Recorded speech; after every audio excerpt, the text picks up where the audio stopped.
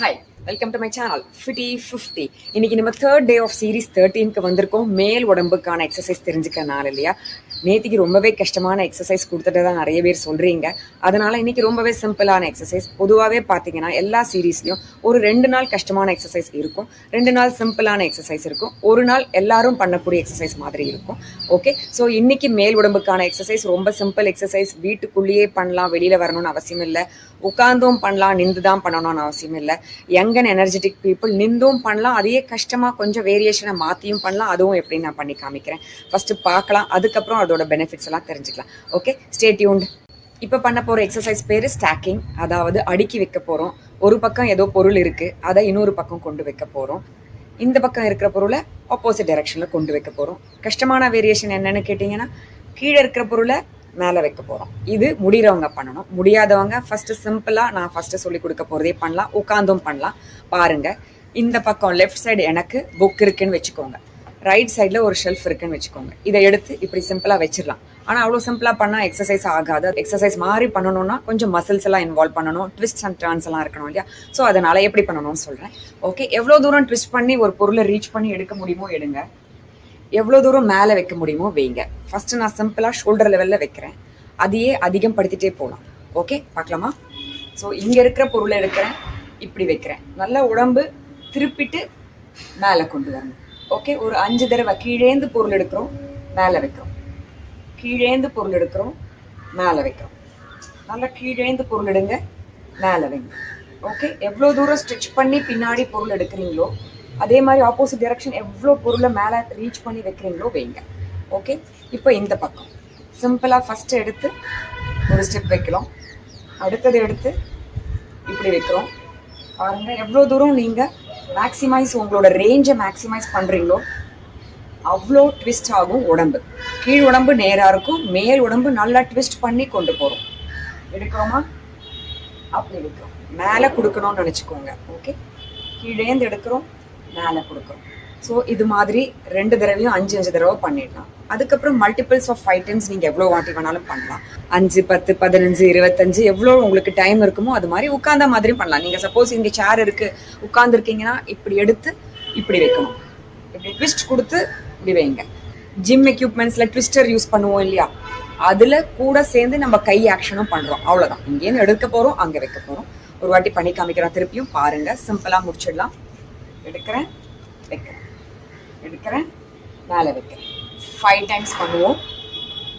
கீழே எவ்வளோ ரீச் ஆகுமோ ரீச் ஆகுங்க, மேலே எவ்வளோ ரீச் ஆகணுமோ ரீச் ஆகலாம். ஓகே, இப்போ இந்த டைரக்ஷன். ரொம்ப கையை மேலே தூக்க முடியாதவங்க சிம்பிளாக ஷோல்டர் லெவலில் கூட வைங்க, முடிகிறவங்க மேலே மேலே ஹைட்ஸில் வைங்க.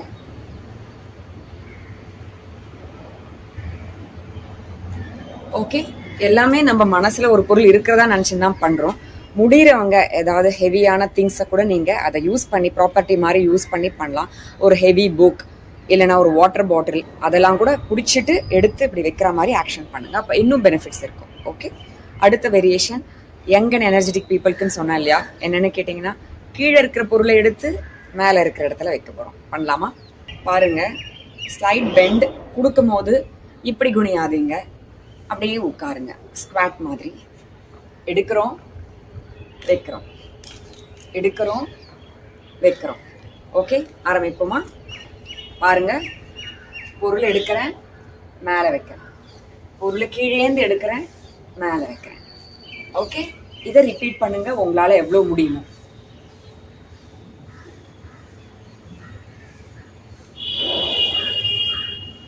இப்போ இந்த பக்கம் 5 டைம்ஸ் பண்ணலாம்.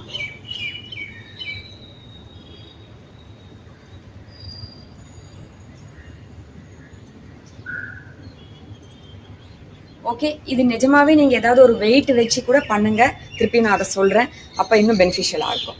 ஓகே, இவ்வளோதான், சிம்பிளாக முடிச்சிருக்கோம். அடுத்தது இன்னும் ஒன்று எக்ஸ்ட்ரா ஆட் ஆன் பண்ணணும்னு நினச்சிங்கன்னா, டைரெக்டாக ட்விஸ்ட்டே இல்லாமல் கீழே இப்படி உங்கள் லெவலில் இருக்கிற புக்ஸை மேலே வைக்கிற மாதிரி பண்ணலாம். உட்காந்தே பண்ணலாம், வயசானவங்களும் பண்ணலாம். ஓகே,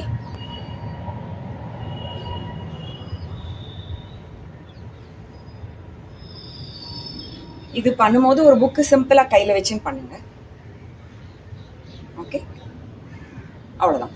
அதே மாதிரி கீழேந்து எடுத்து மேலே வைக்கலாம். பாருங்க, ஸ்குவாட் பண்ணிக்கோங்க. லைட்டாக பொருளை எடுங்க, மேலே வைங்க, பொருளை எடுங்க, மேலே வைங்க, அப்படியே உட்காருங்க. ஓகே, இப்படி குனியாதீங்க, அப்படி உட்கார்ந்து எடுத்து மேலே வைக்கணும். அப்படி உட்காரும் போது பார்த்தீங்கன்னா முட்டி இப்படி ஸ்குவாட் மாதிரி ஆகணும். ஓகே,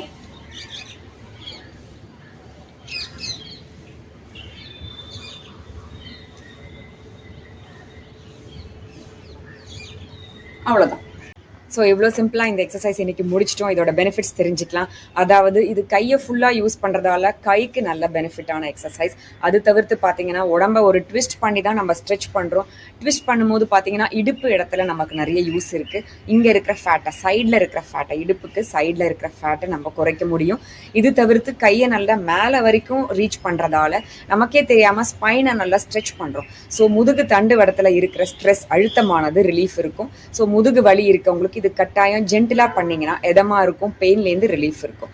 ஸோ இது ஞாபகம் வச்சுக்கோங்க. உள்ளேயும் பண்ணலாம், மழை காலத்துலேயும் பண்ணலாம். அதுவும் இல்லாமல் பண்டிகை காலத்தில் நமக்கு தொடர்ச்சியாக எக்ஸசைஸ்க்கு டைம் வைக்க முடியாது அப்படின்னு நினைக்கிறவங்க இது அப்பப்போ வேலைக்கு நடுவில் நீங்கள் பண்ணிங்கன்னா பேக் பெயின், பாடி பெயின்லேருந்தும் ரிலீஃப் கொடுக்கும், எக்ஸசைஸ் பண்ணா மாதிரியும் ஆகிடும். ஸோ ஒரு நாளைக்கு நீங்கள் 1 மணி நேரத்துக்கு ஒரு தடவை 5 தடவை 10 தடவை இந்த எக்ஸசைஸை பண்ணிங்கன்னா at the end of the day பார்த்தீங்கன்னா ஒரு 50லேருந்து 100 தடவை கட்டாயம் பண்ணி முடிச்சிருப்போம் இல்லையா? ஸோ அன்னைக்கு எக்ஸசைஸ் பண்ணதுக்கான பலன் உங்களுக்கும் கிடைச்சிரும். ஸோ இவ்வளோ சிம்பிளாக இருக்கிற எக்ஸசைஸ், இவ்வளோ பெனிஃபிட்ஸும் தரக்கூடிய எக்ஸசைஸை கட்டாயம் நீங்களாம் கற்றுட்டு ப்ராக்டிஸ் பண்ணிட்டு பண்ணணும் இல்லையா? பண்ணிட்டே இருங்க. இன்னைக்கு நாளைக்கு நான் 4th day ஆஃப் சீரீஸ் 13ல வந்து உங்களை பார்க்குறேன். சிம்பிள் எக்ஸசைஸாக தான் இருக்கும் நாளைக்கும். அது வரைக்கும் stay tune to my channel FITE50. Bye bye.